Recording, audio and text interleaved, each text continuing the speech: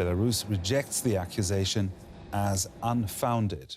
While European leaders arriving for that meeting tonight expressed their outrage at the incident and put up a united front. We witnessed a forced landing, which resulted in the arrest of a Belarusian opposition figure, Roman Protasevich. He must be released immediately. All the explanations for the forced landing of the Ryanair flight are implausible. The same applies to his partner, Sofia Sapega. We are demanding their release, and we'll discuss what actions we can take against Belarus with one united European voice.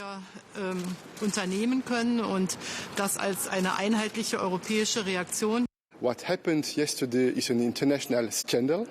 Life of European civilians were at risk yesterday. This is not acceptable, and it's why we put the debate on sanctions on the table of the European Council. We are preparing different options, different possible measures, and I hope tonight we can take decisions on that. There will be a very strong focus on the utterly unacceptable hijacking of a Ryanair flight by Belarus authorities. There will be a very strong answer, because it is an outrageous behavior, and Lukashenko and his regime have to understand that this will have severe consequences. So tonight we will discuss options, different options of sanctions. Now let's get more on the EU's reaction from our Brussels Bureau Chief, Alexander van Nauwen. Alexander, as we've just heard, they've unified condemnation of Belarus. What can we expect? Well, according to the draft conclusions of the summit that we have seen, we can expect EU leaders to strongly condemn the incident in Minsk and to call on the regime in Belarus to immediately release the detained blogger and his partner. And it seems also likely that EU leaders will be able to agree, at least in general terms, to impose new targeted sanctions against individuals directly involved or responsible for this incident.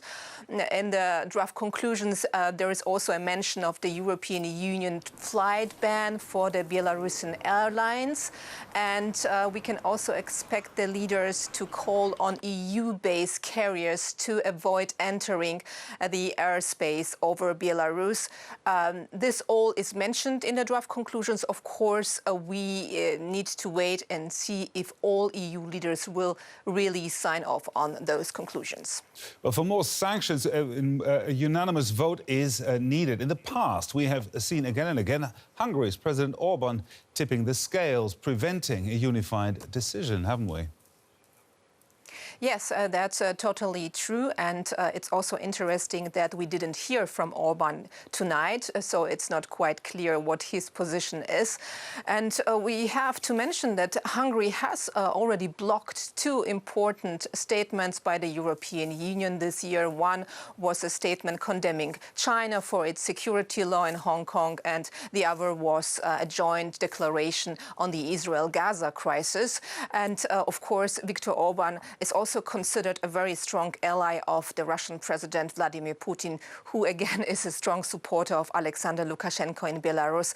However, I also think that's important to keep in mind that the pressure on EU leaders to come to a conclusion on Belarus is enormous, and they really need to show that they are able to act, not to lose the European Union's credibility. So I think they will do anything that's it takes to convince Orban and to have all 27 members on board this time.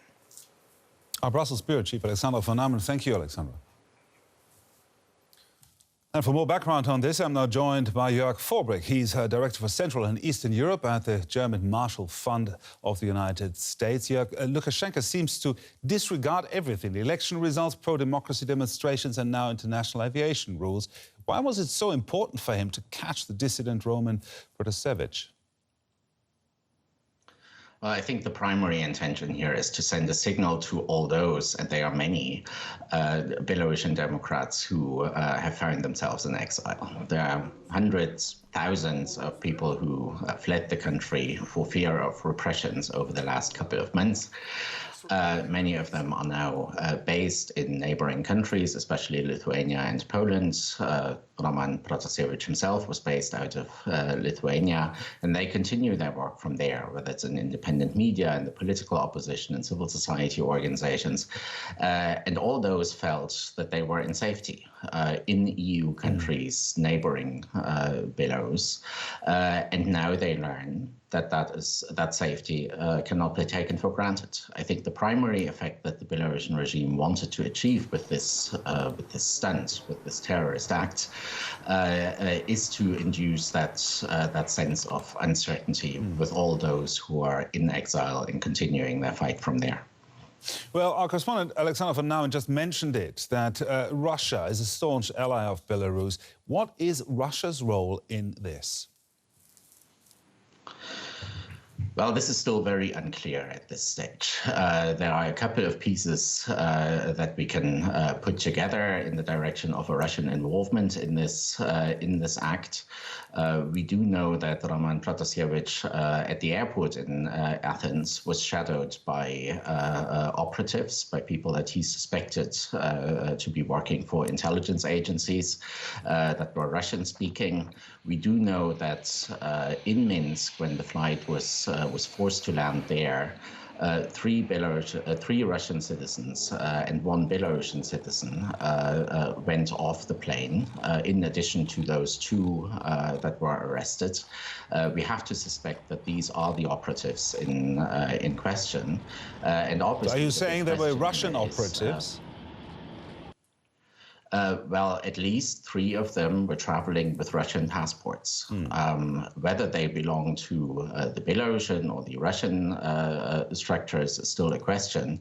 But simply the fact that they were Russian citizens and that we suspect them to be operatives gives us an indication that Russia may have been involved here. But here again, this all will have to be subject to an investigation, and we shall certainly learn more about this in the days and weeks to come. Well, the EU is calling for sanctions, but depending on those investigations, can sanctions against Belarus be separated from sanctions against Russia?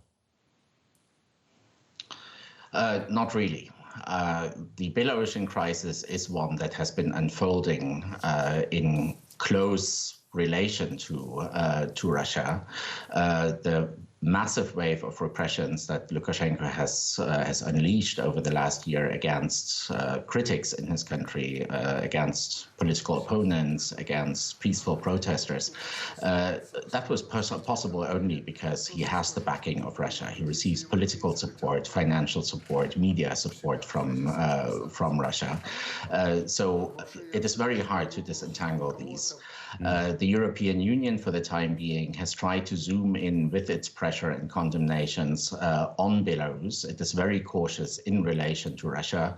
But yes, Russia should be held co-responsible for the Belarusian crisis and the massive toll that it has taken so far on the Belarusian population. Jörg Vorbrück, Director for Central and Eastern Europe at the German Marshall Fund think tank. Thank you very much. Thank you. Time now to have a look at some of the other stories making headlines at this hour. Myanmar State Television has broadcast a single photo of ousted leader Aung San Suu Kyi appearing in court today alongside 2 other defendants. It's the first time she's been seen since the coup. Her lawyers say the 75-year-old remains defiant and is in good spirits. She's facing a series of charges, including incitement to sedition. The Wall Street Journal says workers at a laboratory in Wuhan displayed coronavirus symptoms before the start of the pandemic. The report cited U.S. intelligence as saying 3 scientists from China's Wuhan Institute of Virology were hospitalized in November 2019. That lends credence to the theory that the pandemic was caused by a lab leak. China has dismissed the report. Japan, on Monday, opened 2 mass inoculation centers in Tokyo and Osaka to administer coronavirus vaccines to elderly residents. The aim is to vaccinate the country's 36 million elderly people in time for the opening of the Olympic Games in July. But the odds are against the government. There's a shortage of medical personnel, coronavirus cases in the country are rising, and vaccine confidence is low. The offices of a former tax office in Tokyo. now one of Japan's first mass vaccination centres.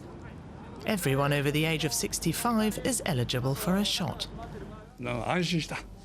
I'm feeling very relieved and grateful. For a long time, a year and a half, I was feeling rather anxious and tense. You don't know who might get this illness. I don't care if I get it or not, but I didn't want to pass it on to my parents or my children. I think the staff are still getting used to it a bit, but they still got things done pretty quickly. I made my reservation at 8 a.m. and by 8:26 it was all over, including the waiting time. Japan's vaccination drive got off to a slow start. Vaccinations only began in mid-February, months behind many other countries. So far, less than 5% of the population have had a jab. With the Olympic Games being held here in Tokyo in just 2 months' time, the new vaccination centres are meant to speed up the vaccine rollout. But many feel it's too little, too late. Had they done it earlier and got 80 or 90% of people vaccinated by the time of the Olympics, then for sure the Games could be held without a problem. Most here are worried about the Games. Polls show that up to 80% of Japanese people don't want the Olympics to go ahead. And with good reason. Tokyo and 9 other areas remain under a state of emergency. Infection rates are on the rise, and in cities like Osaka, hospitals are running out of beds and ventilators, as Japan battles a 4th wave of the pandemic. You're watching DW News. Still to come. We visit a school in northeastern Kenya, where one brave teacher has defied the threat of Islamist attacks to try to build a better future for his students. But first, U.S. Secretary of State Antony Blinken is traveling to the Middle East in a bid to bolster the fragile ceasefire that ended 11 days of fighting between Israel and Hamas. Daunting cleanup and rebuilding operations underway in Gaza, which was hit hard by Israeli airstrikes. As well as private homes, health, education, water and energy facilities have been damaged. Humanitarian agencies say the enclave's population has been left, quote, terrified and traumatized. The conflict killed 248 people in Gaza and 12 in Israel. But with tensions in the region still high, one organization is empowering ordinary people in the hope of making peace go viral. Here's more. This violence, destruction and fear is not what most people in the Middle East want. Johanna Osman is certain of that. The online movement she co-founded promotes peace in the region. That might sound like a big undertaking, but Osman knows a concrete place where to start. It really is true that people in Israel and the Palestinian territories have next to no contact with each other. That's why the internet, our platform, the Peace Factory, offers a virtual meeting space where people on different sides of a political conflict can talk to each other. The grassroots movement Peace Factory encourages people to befriend each other on Facebook and to share stories and ideas. Sometimes they